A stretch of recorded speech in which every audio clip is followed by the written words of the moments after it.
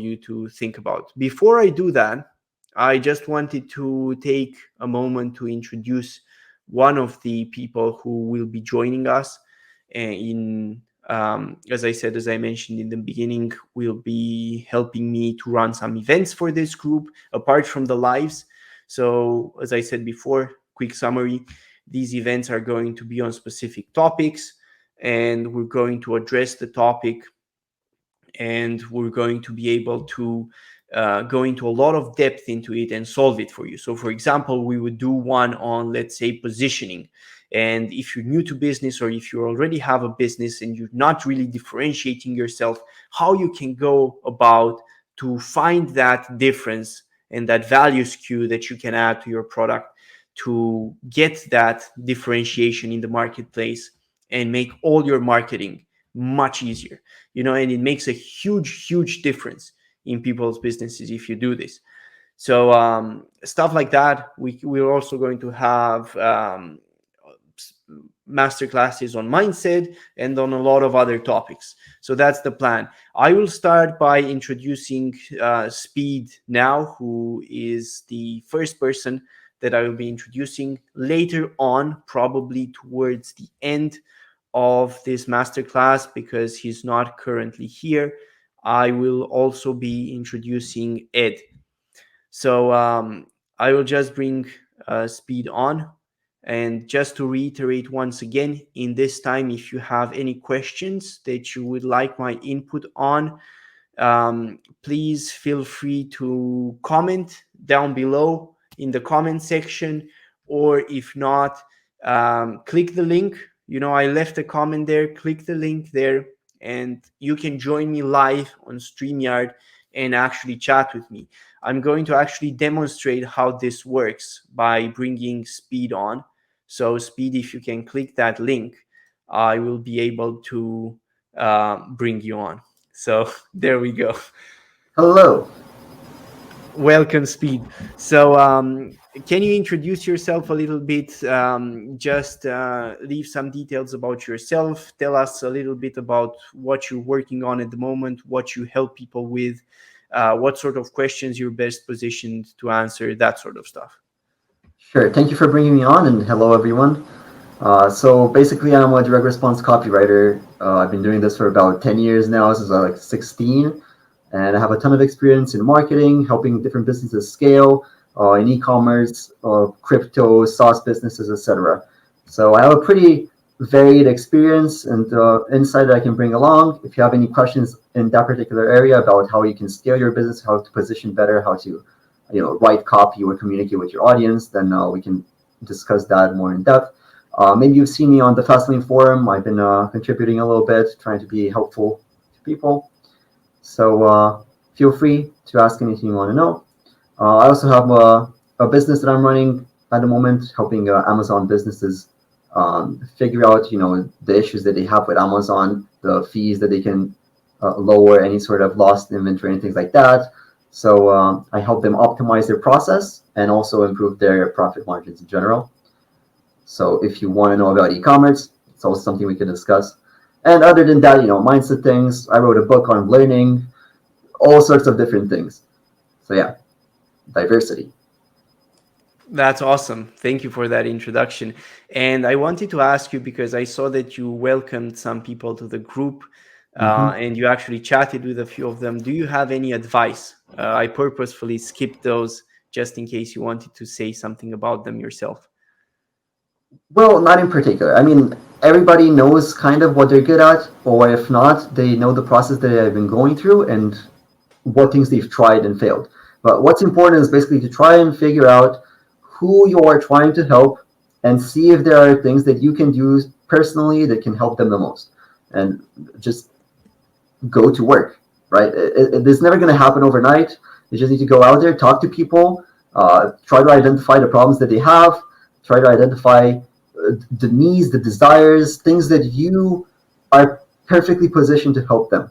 Yeah, I think if you can find something that only you can do with your personal experience that you've developed over 20, 30, 40, however long you've been living on this planet, that's what you need to showcase to these people. And get in touch with them, be as helpful as you can be, and turn that into a business opportunity.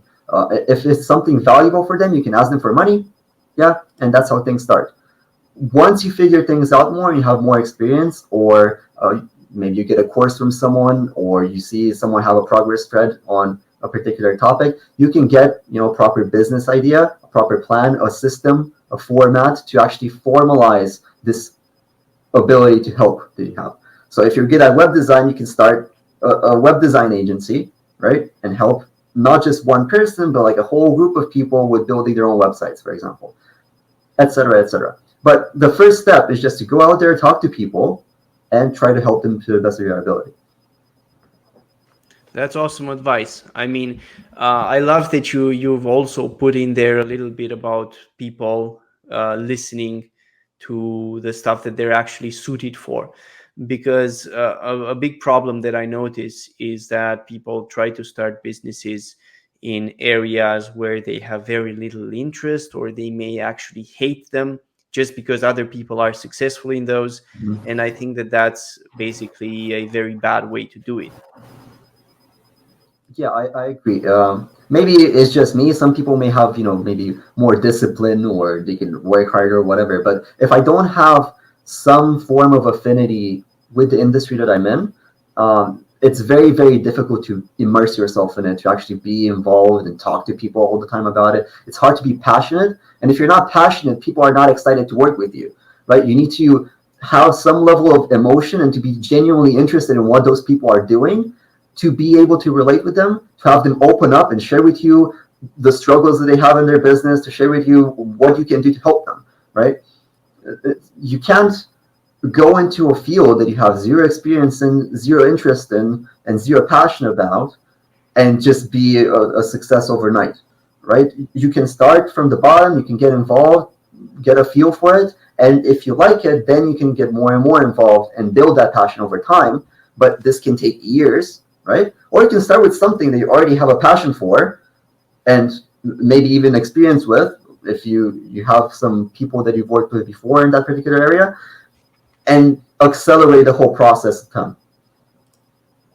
So I would Awesome. recommend you So do that. so thank you for that, Speed, and thank you for introducing yourself.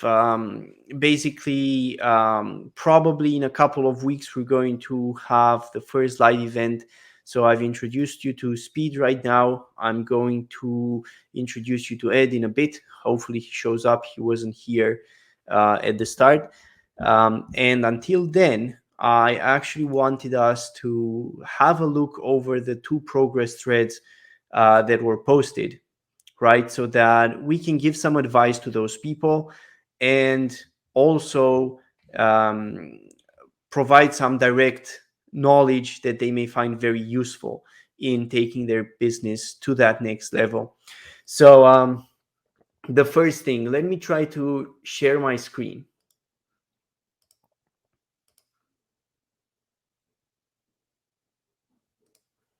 Let me see how this works. Share screen. Um, and I will start with the first one. Let me know if you guys can see my screen. So I'm in the Fastlane forum. I'm with the thread starting a cleaning business, posted by Fasted.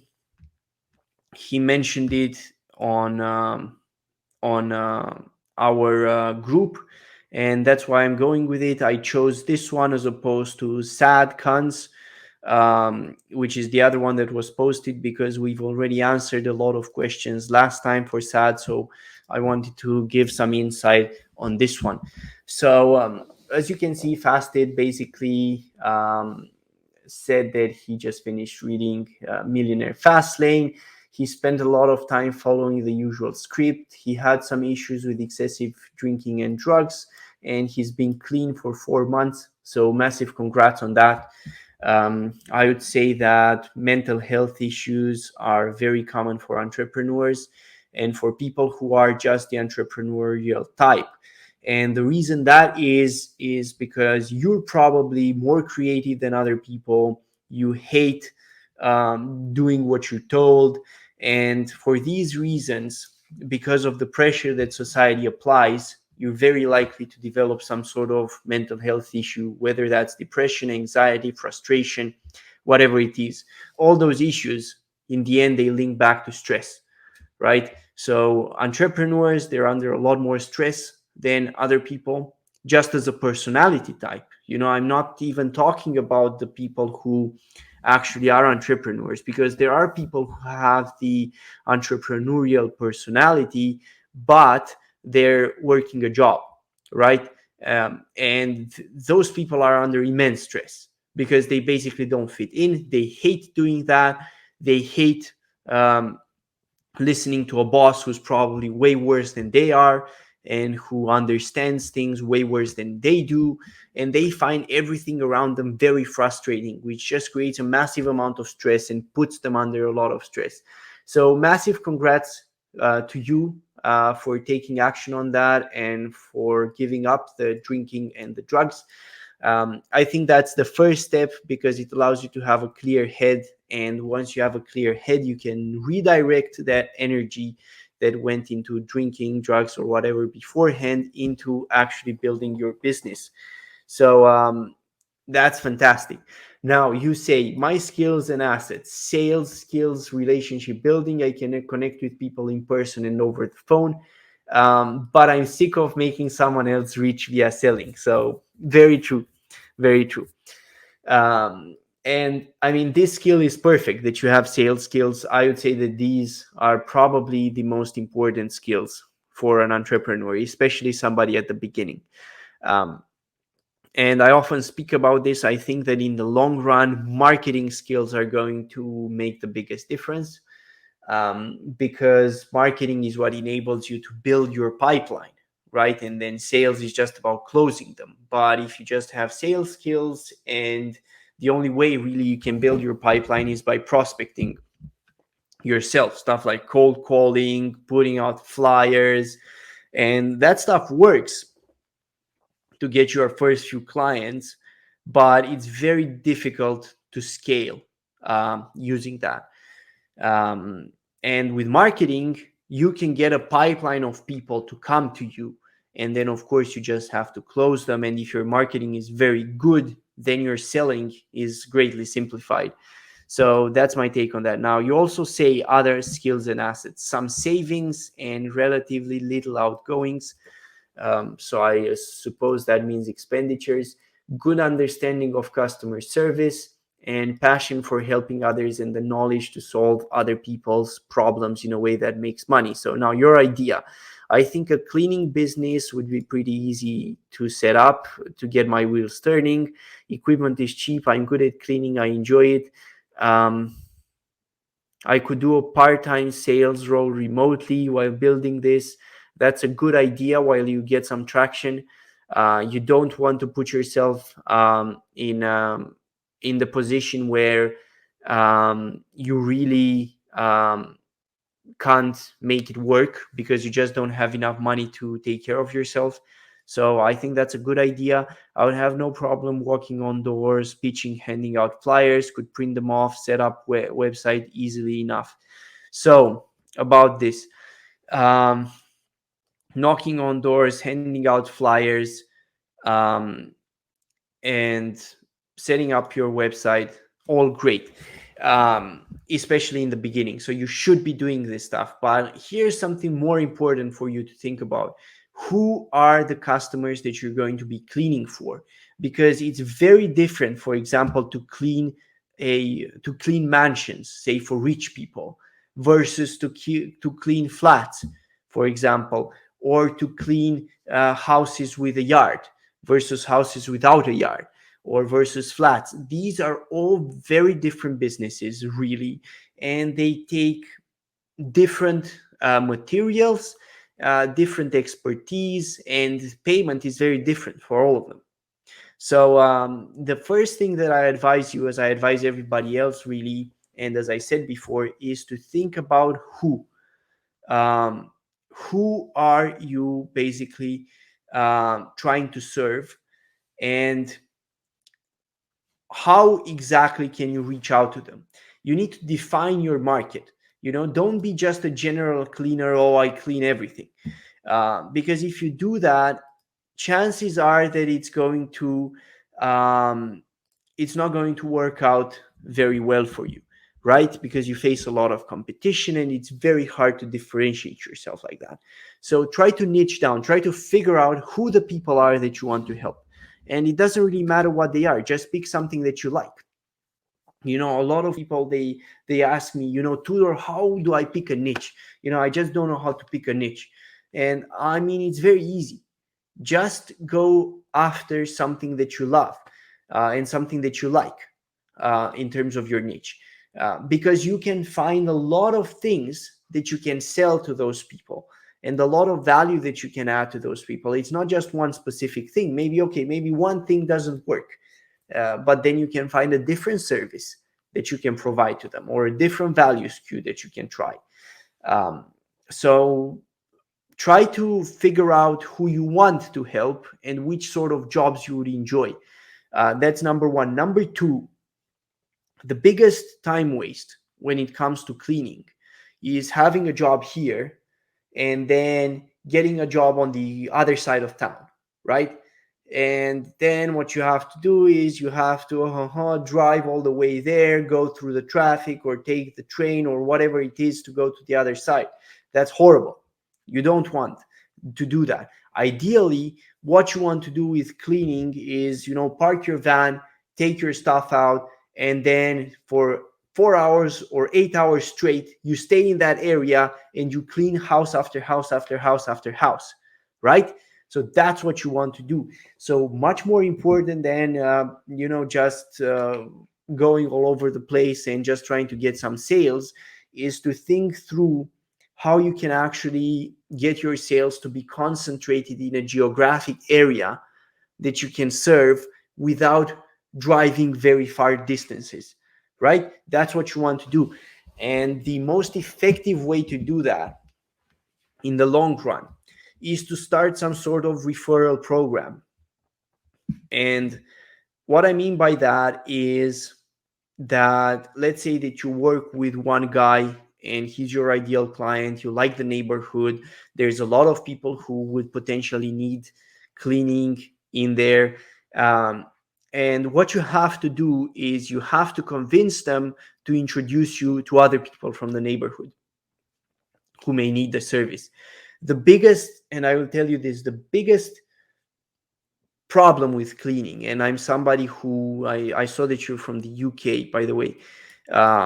I'm somebody who has employed in the past cleaners. So the biggest problem that people have is that they're afraid that the cleaner is either going to steal from them, um, going to rob them, or something of that nature could happen. So how can you assure people that that will not happen? A very effective way to do it is to be introduced to the people by somebody they know. When somebody else introduces you, then you instantly have a lot more credibility. And with the added credibility, you are actually able to get the job a lot more easily. Not to mention that being in the same neighborhood would allow you to, again, do all the jobs at once. So try to get some sort of referral program set up, which means that you systematically ask people for referrals and you provide them some incentive to refer you to someone. Maybe it's they get a free cleaning for every neighbor that they refer you to. Or maybe they get a lifetime discount.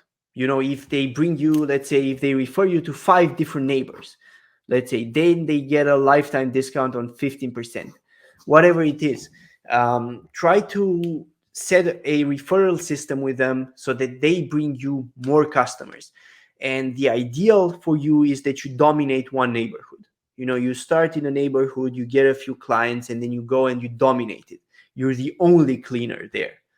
And if you can achieve that position, then you have sort of a mini monopoly, let's call it. You are able to basically take care of it directly. And that's what you want to do. I mean, you don't want to be the guy who builds a cleaning business and in the end, um, you struggle, you spend all your time traveling around from location to location, and you struggle, because that you're going to struggle if you do that, and it's going to be very expensive for you to get additional people. Your profit margins are going to be much smaller. You don't want that. So focus on, define very clearly who you're going to clean for, what you're going to clean, how you're going to do it. Define what neighborhood you're going to go after and why, and then start going after them. You can start with what you said, the flyers, the website, the blah blah blah. That's all very great, um, but also do the thinking behind it. Johnny Boy, by the way, who I see that you've mentioned here, he has a very good method that he's used, um, to get clients by calling people in a certain neighborhood, by just getting their numbers and saying that he got their name from a neighbor. So that's sort of tapping into the referral thing. And then he just repeats their number with one digit off, because they will obviously ask for the name of the neighbor, and they'll say, oh, it's a Bronco, and then he can just introduce his service. You can read a bit more about it or hear it from Johnny Boy on my podcast. So if you go to Tudor FD, so that's tudorfd.com/underground. Um, and somewhere there, you're going to find a button, if you scroll down, that says all episodes. Click on that and then scroll till you find, and go on the next page till you find, I think it's episode 13 with Johnny Boy. Um, and he tells you exactly how he does it and the tool that he uses to be able to do that. So that would be a very good strategy for you to look at.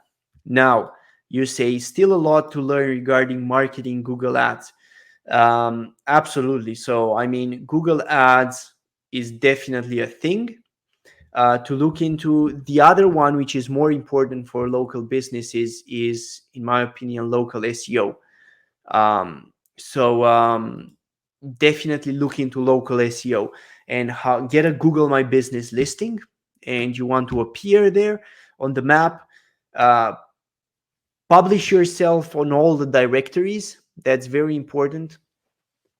um, Look into somebody who can get you citations. So for Google My Business, that's key. There are all sorts of services that can give you citations out there on reputable websites, and you can buy them. You can get some citations going that way. There are also some more, let's say, black hat services for reviews and whatnot, but in the long run, reviews are going to be important. So I would advise you to, every time, or let's say every month, after you've done cleaning for a person, the moment you catch them when they're most happy, you know, about you and what you do, ask them for a review on Google.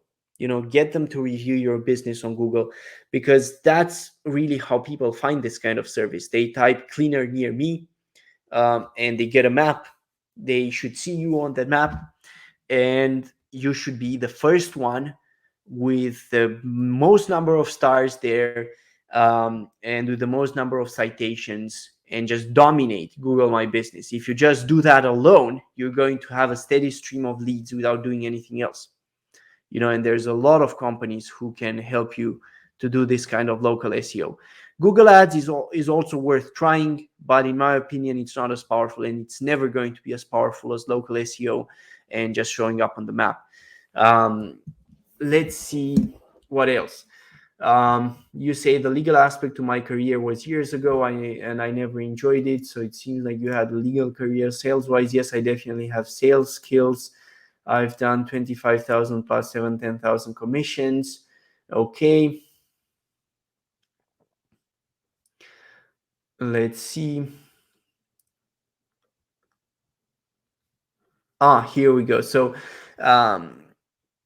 you're thinking about pricing your service.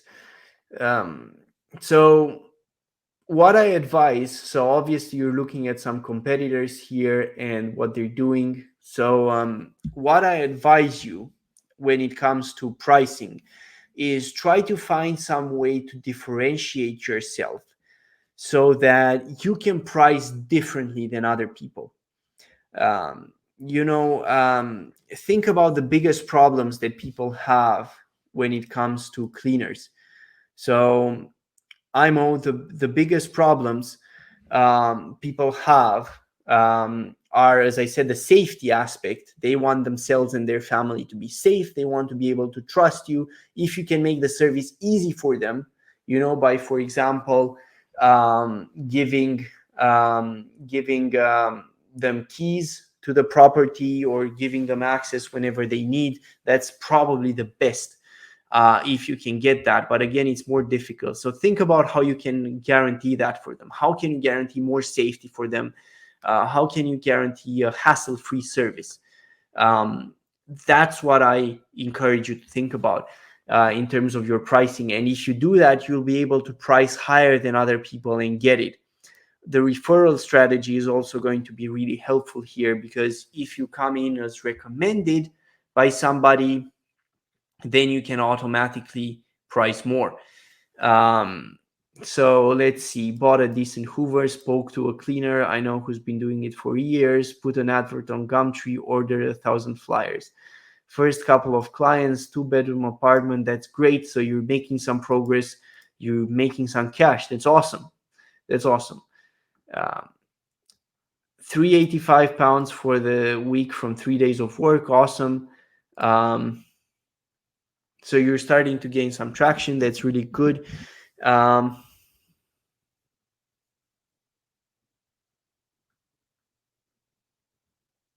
yeah, so I mean, I think that we've covered most of everything.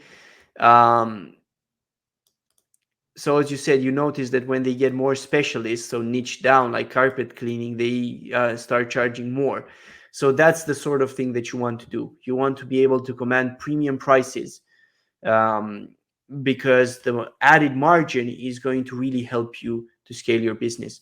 So that's what I wanted to say for now, for you, Fasted. So I mean, let me try to get your name as well um, from the Facebook thread. So Jack, that's my advice to you in terms of your growing your business. I now see that Ed is also here, so I'm going to give Ed a chance to basically introduce himself and say hi, tell you a little bit about himself.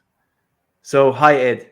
Hey, Yeah, you're now on. So if you can introduce yourself, tell us a bit about yourself and what you do, about a bit about your history, so that people know what you've done business wise and also what you're doing now.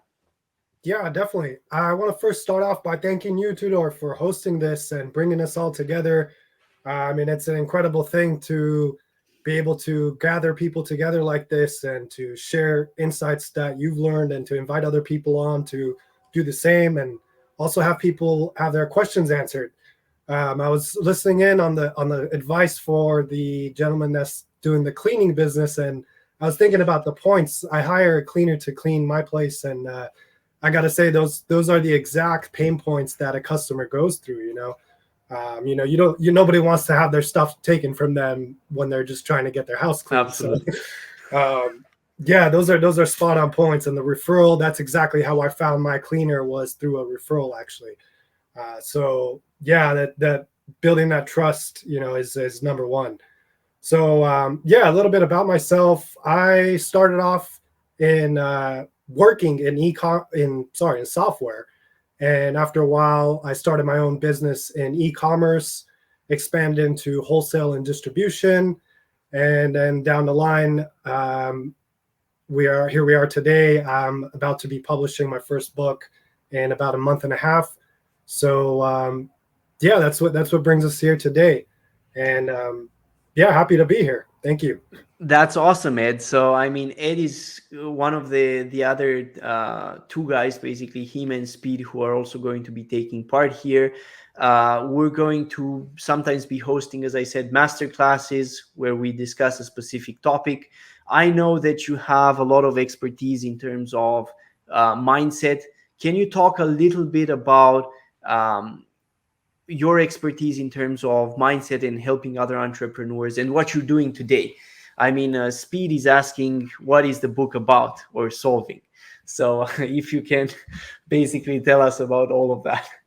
Yeah, absolutely. So the book brings together philosophy and entrepreneurship to talk about how the human being experiences reality and why some people see a world other people don't, giving them the advantage in the marketplace and creating businesses and pretty much just creating life on their terms. And that's what the book is about. Um, as far as mindset goes, I gotta, I guess, back up a little bit and talk about how I got to writing the book and how why all this came about. I experienced a really heavy burnout after building the e-commerce business and expanding to wholesale and distribution. Um, I was working all the time, and although I did have systems in place for my business, it still needed a lot of my attention.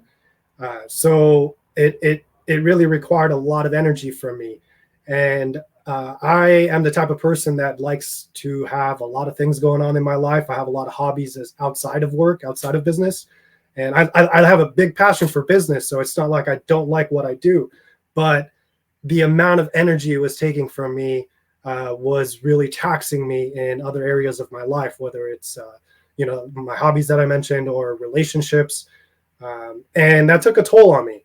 So I took a step back and had to really ask myself, what is it that I want, and what is it that I'm experiencing, and why am I not having that sense of fulfillment that I thought I should have? I built a business. I built a business that was good enough to allow me to leave my job and kind of do my own thing when I wanted, but things just weren't adding up, and that was it wasn't fun. It wasn't as fun as I thought it should be. So yeah, I had to take a step back and just kind of reevaluate things, reevaluate my life, my desires, my values, and that's when I really realized, um, it's not about what you have; it's about who you are.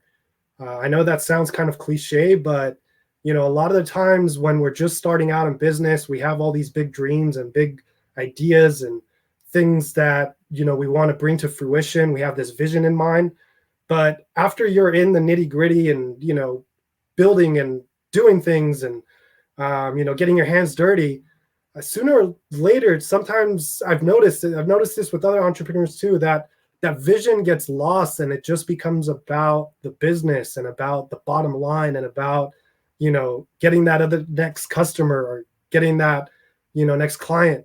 And I think that's where the trouble begins, because the value systems of the individual changes. And I think if we're not careful with that, we could go down that path. And I think it's a common path. I don't think it's something to be ashamed of or anything like that. Wealth is great, but the real key to a happy, successful life, in my opinion, and please chime in anyone that thinks otherwise, uh, is really your emotional and mental health. If you're not able to um, be at peace in your own mind, what good is all the wealth in the world that you accumulate? If you're fighting with your relatives and your family and your friends, and you have all these disagreements, and you're throwing and breaking things as some people do when they get angry, what good is having a nice watch that you're going to end up damaging, or a nice vase, antique vase or something that you're going to bump into and break? It's worthless. So anyway, yeah, it all comes down to your psychology and your mental and emotional states. So that's what led me to write this book and really reevaluate all the ways that I'm approaching life and business. And that's what I've been teaching the people I work with. I help them adjust their perspectives on not only their businesses to be able to thrive and succeed in what they do, but also to take a step back from that and look at where what they're doing is going to take them. You know, every decision we make, every action we take is leading us down a certain path. And we as entrepreneurs, we're kind of creators, right? We influence things around us, we influence society. And if we're not careful, we could possibly, hopefully not, influence those people in not the best ways. And if we want a happy, peaceful, successful life, I think these are questions that we should be asking ourselves, or inquiries we should be making.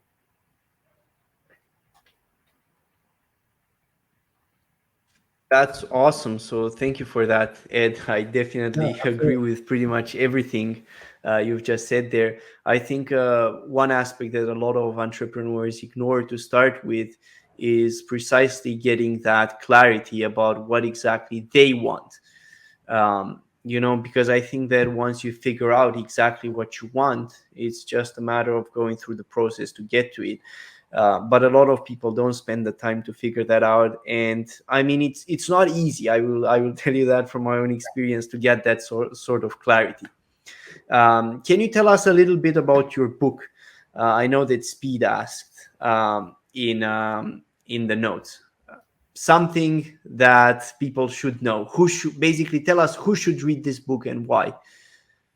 Yeah, so I think as far as who should read this book, I think any beginner entrepreneur, or even intermediate or advanced entrepreneur, really could benefit from this book, definitely.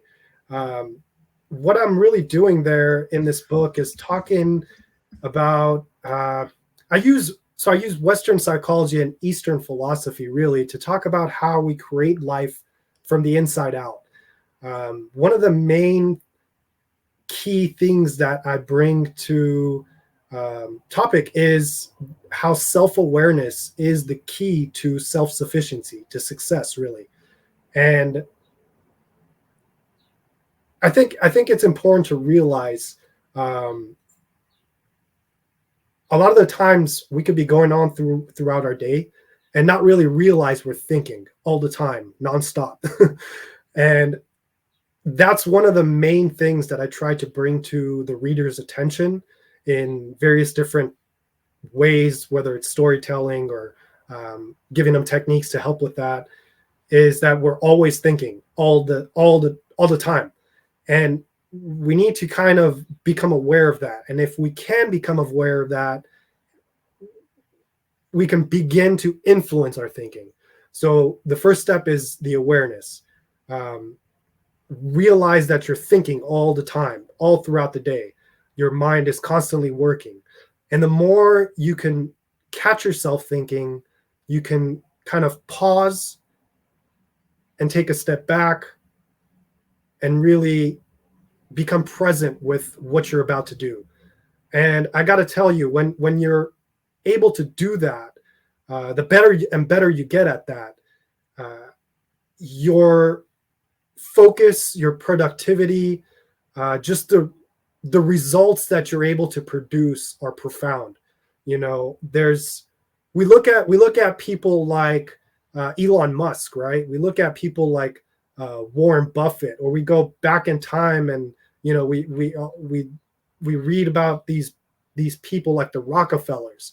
You know, they had or have the same 24 hours in a day that we do. So what really sets us apart from these people? You know, it's the thinking, it's the way they approach what they do. In my book, I write about how work itself is just an idea, and it doesn't have any power until the person breathes life into that idea, which is work. And the mental state, the state of mind that the person is in when they breathe that life into the work makes all the difference. So I don't know if you can follow me when I say that how important it is to have your intentions and what you're doing line up together. That will make all the difference in what you're doing and how fast you achieve what you want to achieve.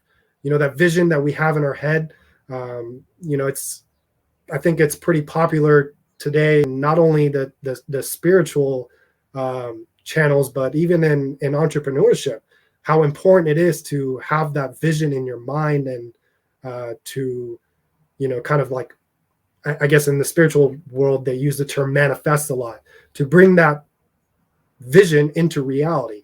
You know, it really comes down to how you approach what you do. And that'll determine how fast you can manifest that vision and to what efficiency you'll be able to do that. That's awesome. So thank you, Ed, for introducing us. So I definitely look forward to it, and I'm sure that a lot of the guys here do so as well. And thank you for introducing yourself.